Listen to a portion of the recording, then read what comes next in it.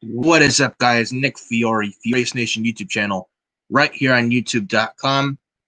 This is the SmackDown review from last week's SmackDown, January 15th of 2021. I know this is a week late, and I know it's 7/10.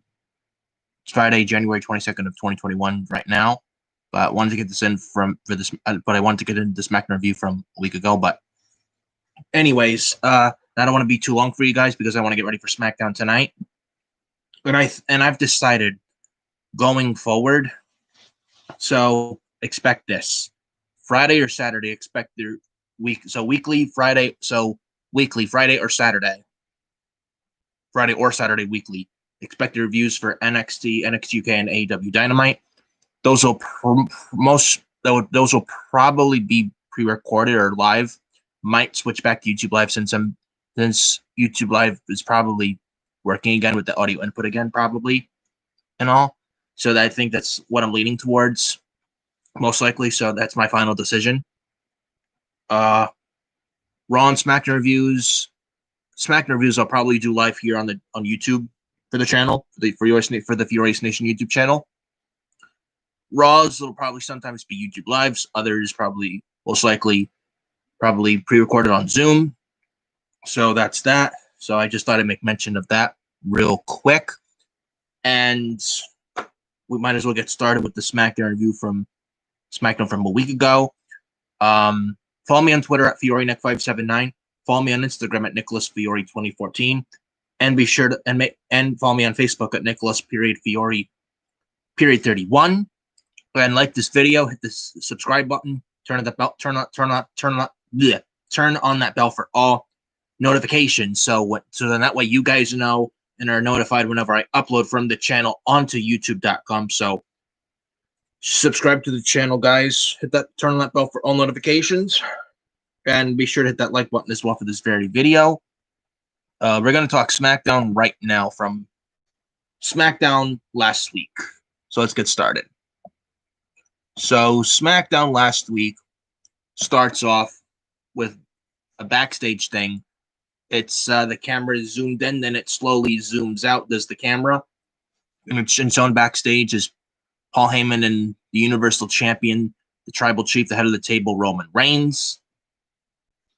We get Paul Heyman complaining about the contract WWE provided for Roman Reigns' Universal title defense against Adam Pearce at the Royal Rumble event. Heyman then says the match needs a stipulation. Then Heyman says that he's going to handle it.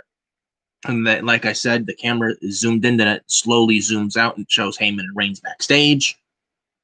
And then right after that, we get Jey Uso. His music hits. He makes his way down to the ring. That this camera stuff where it's like it pans in on the wrestlers, and it's like, I'll talk about that. And hopefully Adam's with me on this one with the next SmackDown review. I really want to go over what I think of the SmackDown, like how the camera shots for SmackDown last week, and they'll probably do it again on SmackDown tonight. But anyways, we get Jey Uso in his music hitting. He makes his way down to the ring. Jey Uso's in the ring cutting a promo. Jey Uso declares himself for the 2021 Men's Royal Rumble match. For Royal Rumble 2021 for the men's Rumble match. Jey Uso says he's in the Rumble. Hey guys, I'm in the Rumble. I'm gonna enter the Rumble. I'm gonna win the Rumble, and I'm gonna main event WrestleMania. Come on now, you can't do qualifying matches. Come on. I mean, Raw can't have Drew Gulak and I mean, you mean to tell me Raw they can't have Drew Gulak and Ricochet in a Rumble qualifying match? Come on, people. Come on. Lazy and uncreative. If you ask me. But Jey Uso declares himself for the Royal Rumble. Jey Uso's cutting the promo. He talks about the gauntlet from a week ago, how Nakamura was beaten down by Roman Reigns and Jey Uso from the previous week. Jey Uso was then talking smack about Nakamura. Then Nakamura's music hits. And when Nakamura's music hits, and Nakamura's music hits, and it's Shinsuke Nakamura's 2017 theme song, not the remix one, but the Rising Sun by the CFOs the non-remix one, the one that the theme song that Nakamura had in the theme song that Shinsuke Nakamura had in 2016/2017. That one. And that old Shinsuke Nakamura theme song is back, and I love it. And you know what? Adam and I watched SmackDown last week when this happened. I loved it, and so did Adam, man. Really glad to see Shinsuke Nakamura. I doubt he gets pushed. I have no faith. I'm not getting my hopes up, but I hope I'm proven wrong, and we'll see what happens. But I'm glad Shinsuke got it. But with Shinsuke Nakamura, I'm glad that he got his old theme song back. That remixed one was not that good. It was not even close to his 2017 theme song when he was in NXT/SmackDown from 2017, when he got called up on the SmackDown after WrestleMania 33 in 2017. But anyways, Shinsuke's 2017 theme song, much better than his remix one. And Shinsuke back with his old CFO's theme. This pretty much solidifies Shinsuke as a babyface. And what this also tells me, oh, but Keith Lee's music change is just CFO's thing, man. Really now? Shinsuke bringing back his old theme last week.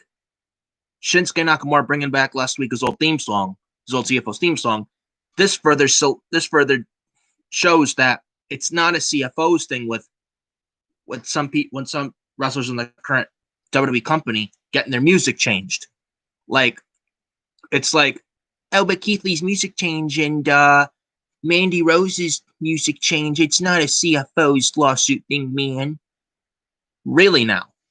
Shayna Baszler still comes out to CFOs. Nakamura came back to his old CFO's music last week on SmackDown. Shinsuke Nakamura. Shayna Baszler CFO's music. AJ Styles has CFOs. Becky Lynch has CFOs. Asuka has CFOs. Bianca Belair, the Street Profits, Bobby Roode, Sasha Banks, they all have CFO's music. You know? AJ Styles, which I probably just mentioned already. Nia Jax, but you know what I mean. So it's not a CFO's thing. You know what they say, if it ain't broke, don't fix it. Oh, but you need to change and adapt and evolve all the time, man. Like Jericho and like Chris Jericho, William Regal and Chris Jericho back in the day, man. If it ain't broke, like Adam would say, and like I would say, and not just Adam and I, and like a lot of people would say, and like people say, if it ain't broke, don't fix it. If it's not broken, do not fix it. If it's not broke, don't fix it. Don't change something that doesn't need to be changed. Don't change something just for the sake of changing it. Don't change something that does not need to be changed. Like, look at Aleister Black's CFO's music. That song was fucking great. Then they changed his music, and they had that stupid eye patch over one of his eyes. And it's just, and they gave him new theme music. Terrible. Terrible, terrible, terrible. Absolutely terrible. So, if Nakamura can bring his old CFO's music back, no reason why Aleister Black cannot do the same. And if Nakamura can get his old CFO, and if Nakamura can get his old CFO's music back, no reason why Keith Lee cannot bring back his old CFO's music either. If it ain't broke, don't fix it. It's not broken, don't fix it. It's not broken, don't fix it. That's all I got to say on that. So Shinsuke comes out. Shinsuke's old CFO's music is back. Shinsuke then has a mic. Then Shinsuke has a mic. He says to Jay, if your cousin Roman Reigns is the big dog, then Jay, you must be Roman's little puppy. And then Jay runs right into a roundhouse kick by Nakamura in the ring.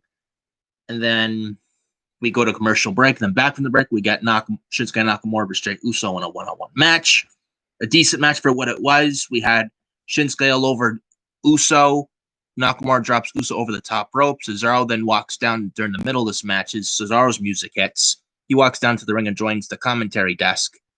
Then we go to break again. Then back from the break, we got Uso working over Nakamura in the ring. Well, John and Cesaro at ringside. Uso then runs into a sidekick by Nakamura. Nakamura then unloads Uso with a series of strikes, sliding knee by Nakamura. Then fast forwarding this match, decent match for what it was. Fast forwarding this match, we got Nakamura doing a kick. Jay ducks it. Then Nakamura does a counter kick during the match, which looked nice. Then Shinsuke does a flying knee off the second rope. Shinsuke then calls for the Kinshasa. Uso counters it with a super kick. Uso attempts his Uso splash, but Nakamura gets the knees up. Nakamura then misses a spear in the corner. Uso then rolls Nakamura up, and Uso tries to cheat with his feet on the ropes. 1, 2, 3. 3 count by the ref. But the ref almost immediately sees Uso's feet on the ropes. The referee catches Jey Uso with Uso's feet on the ropes. The referee then waves off the pinfall, says, "No, Jey Uso, you're not the winner. The pinfall doesn't count. You had your feet on the ropes, Jey Uso. Match continues," says the referee to Jey Uso. Then Uso tries to argue with the ref, so Uso is livid. Then Nakamura rolls up Uso, only to break up the roll by Nakamura of his own by Nakamura. Then Nakamura hits the Kinshasa, and 1, 2, 3, and Shinsuke Nakamura defeats Jey Uso.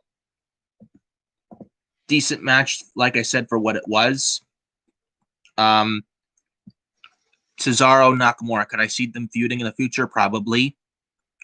But Cesaro, I mean, could Cesaro Nakamura, could they feud in the future? Probably. But Shinsuke just turned babyface like Cesaro. I like him as a face, but I see a heel like prick in Cesaro. But we're going to talk about Cesaro later on. Cesaro fought Daniel Bryan later on in the night. We're going to talk about that real shortly. And then after Shinsuke beat Jey Uso, Cesaro then celebrated with Shinsuke Nakamura, holding his hand up, like holding his hand up and all, and that was that. But a decent match between Jey Uso and Shinsuke Nakamura. Again, I have no faith in this company to push. I have no faith in this company whatsoever to push Nakamura. Right, I don't. But I really, really hope I'm proven wrong, and we'll see what happens. But Shinsuke Nakamura, start building him up, keep giving him wins and wins. Keep giving Nakamura wins and wins and wins and wins. Start building him up. Start building Shinsuke up. He could be something. And Daniel Bryan's not going to be around forever. And if Nakamura with him winning as of late for the past, and Nakamura on a winning streak as of late in over the past couple weeks. And with that, I would not be surprised if that's an influence by Daniel Bryan. And if that is, then good on Daniel Bryan. Good on Daniel Bryan. Daniel Bryan is a guy that knows talent. That's just my opinion, though. But that's just me. But if that is a Daniel Bryan influence, I would not be surprised. And then we go backstage. Sonya Deville then tells Adam Pearce that she checked out some of his old matches on YouTube. Deville thinks Pearce has a chance against Roman at the Rumble. Pearce then says he has not been that guy in a long time. He has not wrestled in years. Heyman then burst in and tells Pearce that the match will be a no DQ match. Pearce then says he knows this is all ridiculous and that stipulation is just to get Pearce injured. Pearce then signs it and then tells Heyman to save the pitch. Then we go backstage with Uso yelling at the referee, Charles Robinson. Uso tells Robinson he is going to get himself fired for not doing the right thing. Then we go backstage with Kayla Braxton. She interviews the Street Profits. She asks the Street Profits if it was wise putting their titles on the line with Ford being injured. Ford then says they're not scared. They defended the titles for almost a year. No way they would run from Rude and Ziggler. They may be the SmackDown Tag Team Champs right now, but the Street Profits are going to run it back. And then they said that the Street Profits said that they want the smoke. And then we go backstage with Paul Heyman and Roman Reigns. And with them, Apollo Crews. Yes, Apollo Crews. He was sick of Titus O'Neil and Titus Catering, man. He was sick of the chicken fries and Titus Catering. He was sick of the homemade ranch sauce from Titus O'Neil and Titus Catering. He was sick of Matt Riddle's pepperoni pizza and Titus Catering. Apollo Crews is like, hey, bro, there's too much pepperoni on my pizza, please. Can I get a taco? And it can't be from Humberto Carrillo. Yes, he loves Taco Tuesday, but Humberto, lately he's been screwing up on the chicken quesadillas, man. And if he's screwing up on chicken quesadillas, I don't know if I want a taco from Humberto, man. That's what Apollo Crews said in catering, before last week's SmackDown, But anyways, yeah. We're talking about food or are we talking about SmackDown from last week?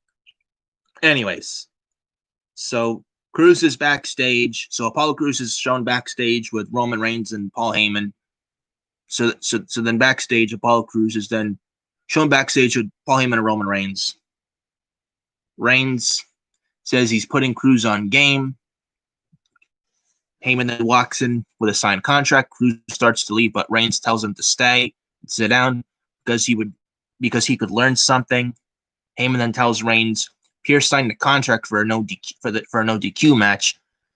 Reigns then says he never wanted a no DQ match. Reigns says he's not signing that. Reigns then says he wants Pierce in the last man standing match instead. Reigns then says that he wants Pierce to sign the contract in the ring. So that was that. And Apollo Crews, could he be with Roman Reigns and Paul Heyman? Apollo Crews as a heel, aligned with Paul Heyman and Roman Reigns. I like it. And by the way, Roman put with Roman Reigns and Apollo Crews, Roman put Crews over big than Charlotte did in the past 6 months. Let that sink in. That should tell you something. Charlotte Flair is selfish. Roman Reigns is not selfish. Charlotte here, Roman here. Don't at me. But Apollo Crews with Paul Heyman and Roman Reigns, I'm all for this, man. And after that Talking Smack segment not long ago with Paul Heyman and Apollo Crews, and that was excellent. That Talking Smack segment on Talking Smack not long ago with Paul Heyman and Apollo Crews, that segment, fantastic. Absolutely fantastic. And after that, and it's like, and then after that, Crews with Heyman and Reigns, I'm all for it, man. And you can tell, and with Crews with Heyman and Reigns now, it's even with that also, it's like, you can also tell with that as well that you could also tell that Heyman is high on Apollo Crews. You could tell Apollo Crews, you could definitely then tell Apollo Crews is a Paul Heyman guy. You could definitely tell then that Apollo Crews is a Paul Heyman guy. Like, on Talking Smack with that segment, not long ago, on Talking Smack with Paul Heyman and Apollo Crews. Like, Heyman trying to light a fire under Apollo Crews' ass, telling him, like, you're too nice, you like, if you want to make it in this business, you can't be making friends, you got to be making money. When Heyman said that to Crews on Talking Smack not long ago. And it's like, what Heyman said there to Crews on Talking Smack not long ago, like, if Heyman was not high on Crews, Heyman would not have said what he said on Talking Smack to Apollo Crews back not too long ago.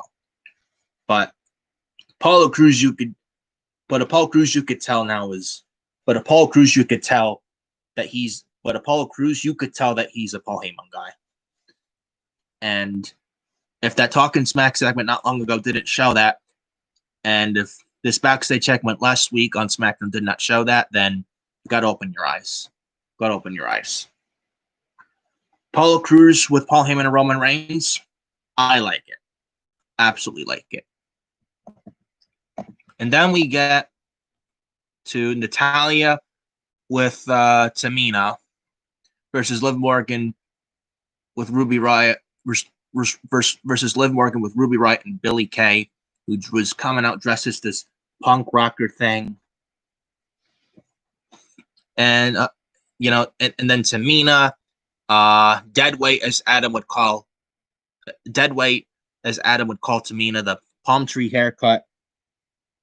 The palm tree haircut, Tamina, that Adam would also call Tamina as well. Tamina is terrible. I don't really want. Do I really need to even go over this match? This match I really did not care about. This match I did not give a shit about. I didn't. We had Morgan monkey flipping Natalia. We had Billie Kay. We had Billie Kay getting involved. We had Billie Kay being distracting in the ring, but outside the ring before getting in the ring. Though Billie Kay was at ringside, and Tamina's looking at Billie Kay. It's like, what the hell are you doing? Even Tamina, now Tamina's terrible, but even Tamina knows that Billie Kay sucks. Though Tamina sucks too, but you guys know what I mean. So Kay gets into it with Tamina on the outside, which I could, and I don't care. Kay then gets in the ring to avoid Tamina. Natalya rolls up Morgan into confusion for the win. Liv Morgan distracted, dumb babyface syndrome. Natalya rolls up Morgan. Natalya does a fruit roll-up pin. Natalya rolls up Liv Morgan for the 3 count. Natalya wins. Who cares? Who cares? Who cares? This match I did not care about at all. This match I did not care about whatsoever. Because who wants to see Tamina Snuka on television? And yeah.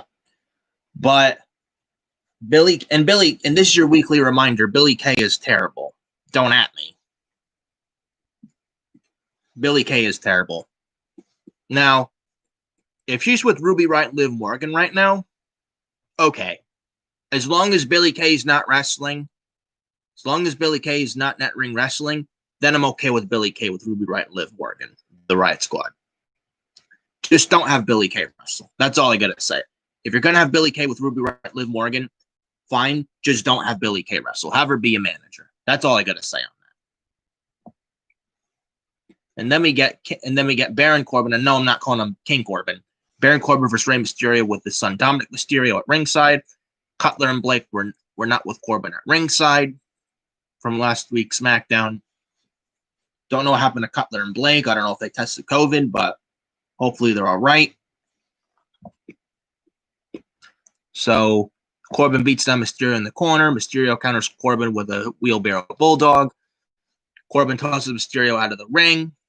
Corbin then pushes Dominic and tells him he's not going to do anything. Corbin then gets a near fall. Mysterio fires up, sets up the 619. Corbin reverses it into a deep 6. Mysterio kicks out, very near fall. Corbin then decks Dominic outside the ring. Mysterio hits a 619 on Corbin. Dominic then charges the ring. Mysterio tells him to stop. Corbin then knocks Mysterio into Dominic, who falls off the apron. Then Corbin hits the end of days on Mysterio for the 1-2-3. And Baron Corbin beats Rey Mysterio. Nah, I don't care. I don't care. Moving on. And then we go backstage. Paul Heyman then finds Adam Pearce backstage. Heyman tells Pearce there is not going to be a no DQ match. Heyman tells Pearce there's not going to be a no DQ match. Reigns wants a last man standing match. Pearce says this is a joke. You know it's a joke, Adam Pearce? Monday Night Raw and their ratings. Just look at the Raw ratings at 1.86, 1.82. The Raw ratings these days. Laughable. Absolutely fucking laughable. Pearce, Raw is the joke. Monday Night Raw is the joke. Heyman then tells Pearce to think about it since Reigns wants the contract signed inside the ring later on in the night for the contract signing. And then we go backstage. Dominic Mysterio questions his father about backing down from someone like Baron Corbin. Rey Mysterio then says they need to have a plan against Baron Corbin. Mysterio knows who to talk to. Who may that be? Aleister Black? I doubt it. Who could it be? Maybe I don't know. I have no idea. Damian Priest? Does Damian Priest go to SmackDown instead of Raw? I don't know. But Damian Priest versus Baron Corbin. You know what Damian Priest was in NXT, like Baron Corbin. He used to be in NXT, but he had the longer hair. That was Baron Corbin when he was in NXT years ago. When Baron Corbin did not have the bald head. When Baron Corbin wasn't bald. When he had longer hair. Baron Corbin. Damian Priest from NXT.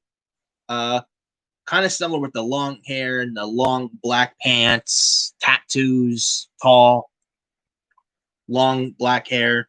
Damian Priest from NXT. Kind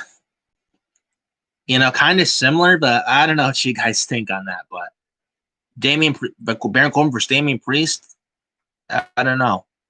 But we'll see what happens. We will see what happens.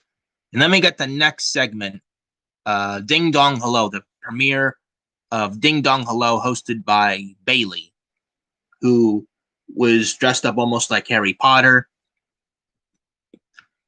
We have Bayley on the mic. She says her first guest is on the Ding Dong Hello show is Bianca Belair.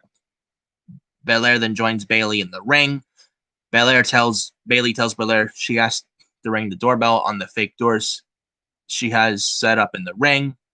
Bayley opens the door. Belair sits in Bayley's comfy love seat chair instead of the tool that was set up for her. Bayley congratulates Belair on her special that is going to be airing on the WWE Network, which I might be watching.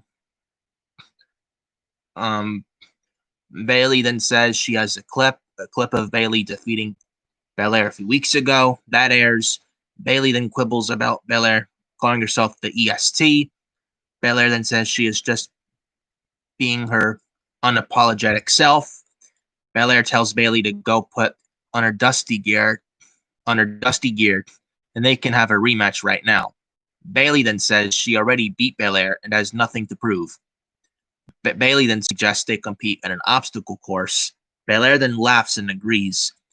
Belair then says Bayley may be great, but she can't whoop her. Or she can't whoop her. And that's what Bianca Belair said to Bayley. And then that was that. This talk show thing with Ding Dong Hello. I'm in the middle with it.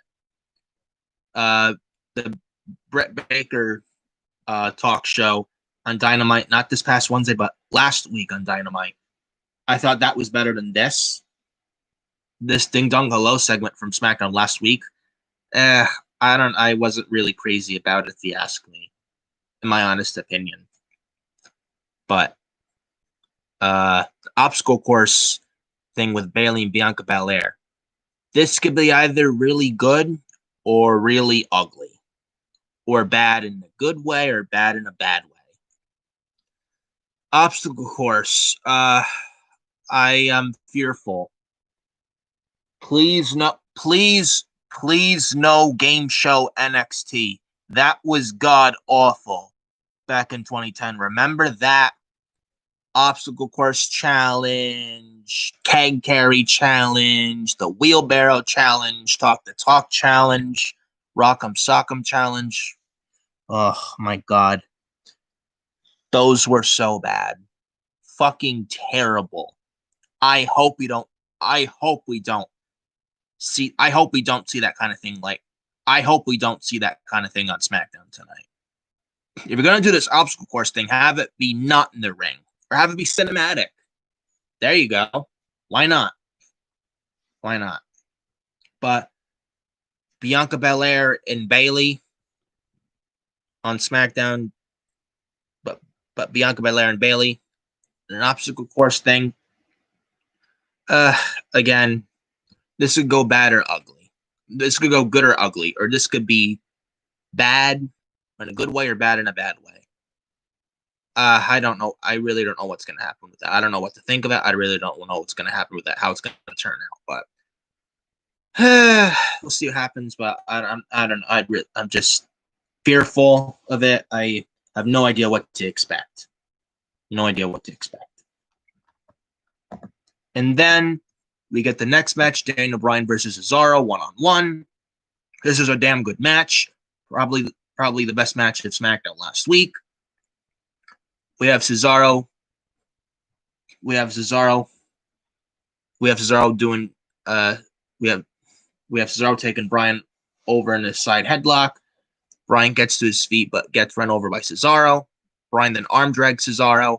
Bryan then works over Cesaro's arm. Cesaro catches Bryan with a back elbow. Cesaro then lands a roaring European uppercut, which looked nasty by Cesaro. And then Daniel Bryan surprises Cesaro with a dropkick in the corner. Bryan then drops his full body weight onto Cesaro's shoulders.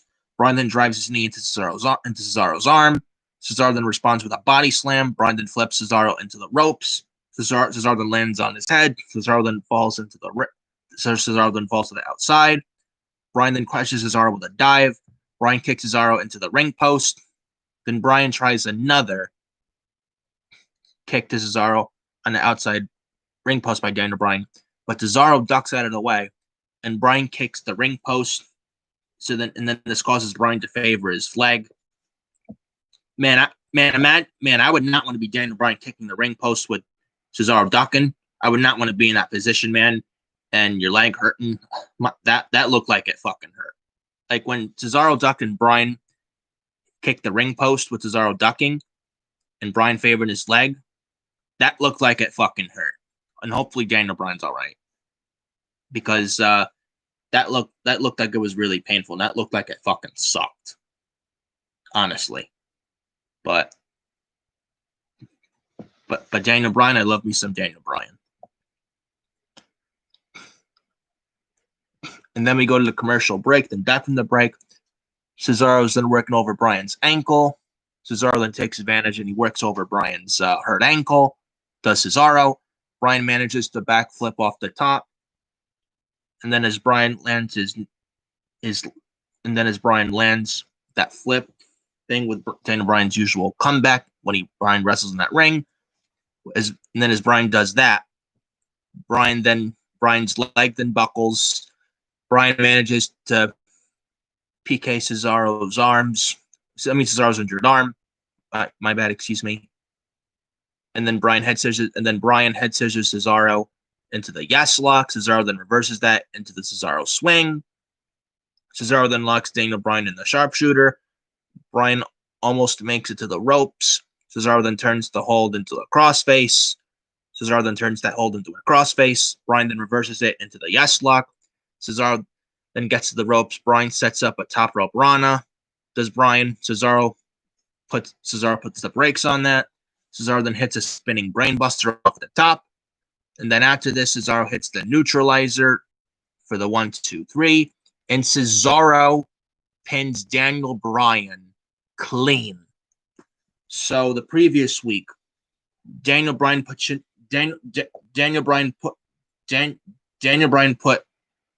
So the previous week, Daniel Bryan put Nakamura over clean, and then SmackDown, and then the next week, which was SmackDown last week, Daniel Bryan then puts over Cesaro clean.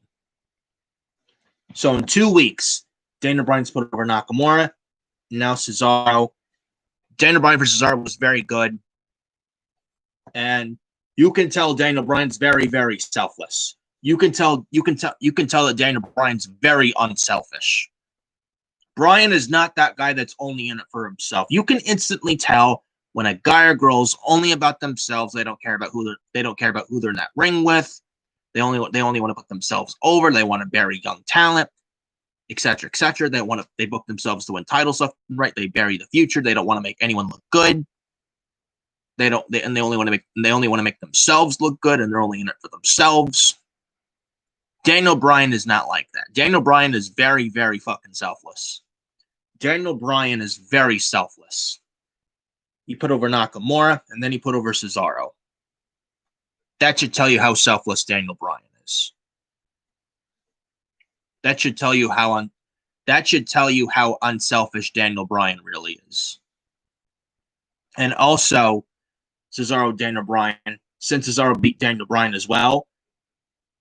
Also watching this as well, also could give hope of Daniel Bryan possibly winning the Royal Rumble for the men later on this month. It's possible. And hopefully Daniel Bryan wins the Rumble later on this month. And I hope it's Roman Reigns and Daniel Bryan at WrestleMania. I really, really fucking hope so. Because Roman and Bryan, Universal title, Mania 37, that needs to happen. That needs to happen. And I hope it happens. And I really pray to fucking God that it happens. Really good match with Cesaro and Daniel Bryan. And then we go backstage with Carmella and Reginald. They're with Kayla Braxton. Carmella says she has not seen Sasha since she beat her 2 weeks ago. Banks then barges in and pushes Carmella. Reginald then stands between the two of them. Banks then says Carmella can have her title match against her as long as Banks gets Reginald in the ring first. So then that was that. And then we got Big E at ringside laying on a couch in a Ghostbuster sweater and snacks to watch the next match. Apollo Crews for Sami Zayn. We got Crews all over Sami Zayn. Get Zayn dumped out of the ring. Crews then hits a moonsault off the announce desk, which looked nice. Sami then slams Crews' head into the desk. Sami gets a near fall. Sami dives off the rope, but Crews moves out of the way. And it's a German suplex.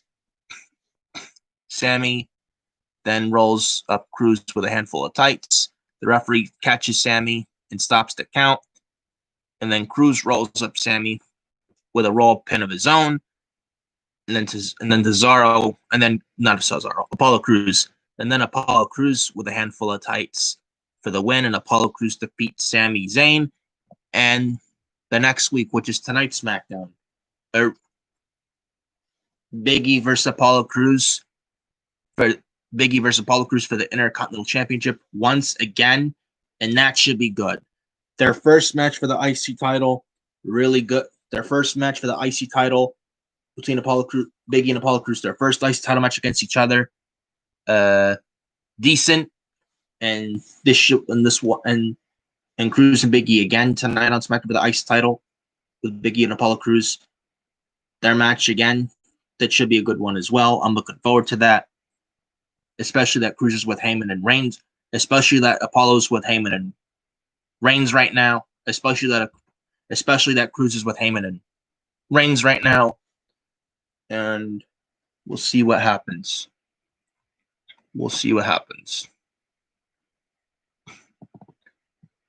And then we get Sami yelling about this being a conspiracy. Sami then yells at his filming crew. Crews takes Big E's IC title. Big E gets up and they have a standoff. Crews then tosses the belt at Big E and tells him to take care of that for him. Big E then says it will never be Crews' title. And then we get the contract signing in the main event. Reigns, Uso, and Heyman are in the ring waiting for Adam Pearce. Pearce then slowly walks to the ring. Reigns then tells Pearce to have a seat. Heyman then tries to give Reigns a chair. Reigns says he was the one that Adam Pearce is sitting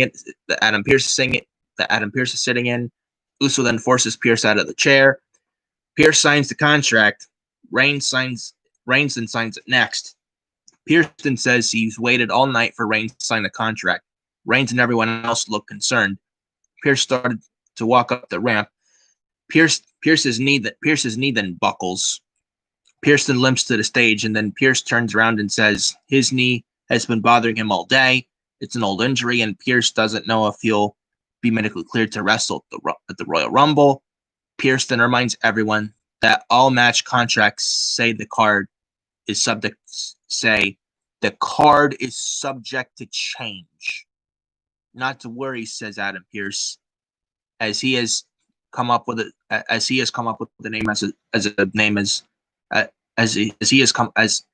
has come up with the name for a notable replacement to replace Adam Pearce at the Royal Rumble. Pearce just then says he just happens to have one and to have one ready. And then Kevin Owens' music hits. Owens struts down the ramp with a huge smile on his face. Owens signs the contract. Reigns is in the Reigns is in the ring steaming. Reigns is all pissed, and then SmackDown goes off the air, and it's official, ladies and gentlemen. Royal Rumble 2021,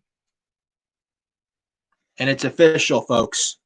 At the 2021 Royal Rumble event, last man standing match for the Universal Championship at Royal Rumble 2021, Universal title, last man standing.